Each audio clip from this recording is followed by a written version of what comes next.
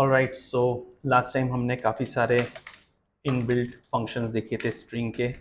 और स्ट्रिंग को सही से अगर हमको समझना हो तो हमें उसका इंटरनल मैकेनिज्म भी पता होना चाहिए, इसलिए आज वो सारे फंक्शंस करेंगे विदाउट string डॉट h से। हम खुद ही हमारा लॉजिक सेट करते हुए करेंगे। Now let's say x of 50 मैं लेता हूँ और इंट len करके एक वेरिएबल है जो कि जिसके थ्रू हम लेंथ कैलकुलेट करेंगे। Let's quickly ask user enter the string. Let's take it using gets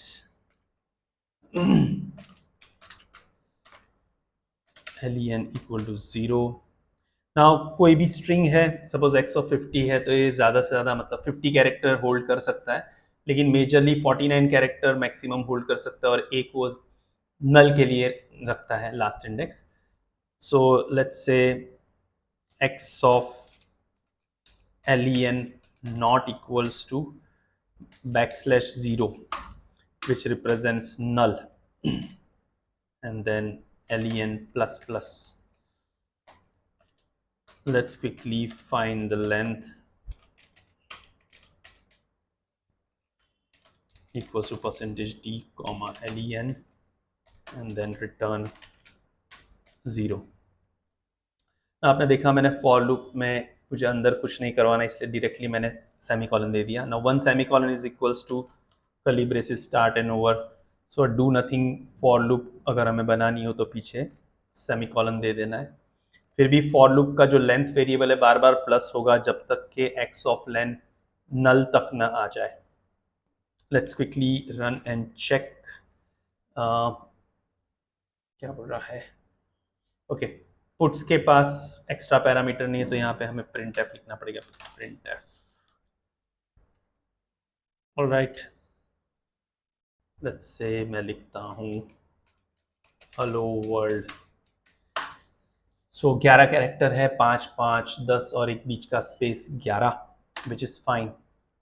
ना एक चीज़ है, गेट्स ज़्यादातर डेप्रिकेट हो गया है, सो उसके जगह हम एफ गेट्स भी यूज़ कर सकते हैं।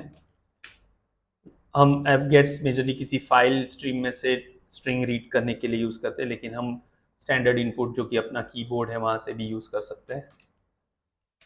साइज ऑफ, ये 3 पैरामीटर है, एक्स है, साइज ऑफ एक्स है, sorry, and the last one is stdin which is our stream के हमको कहाँ से रीड करना है।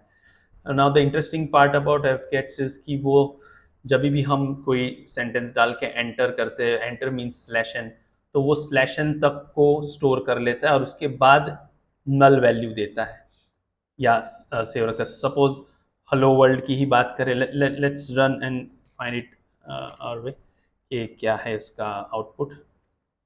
हेलो वर्ल्ड 5 5 10 11, लेकिन ये हमें आंसर देगा 12, बिकॉज हेलो वर्ल्ड कर लिखने के बाद मैंने एंटर किया था तो वो /n रखा और उसके बाद \0 जो कि नल है वो रखा कंपाइलर ने।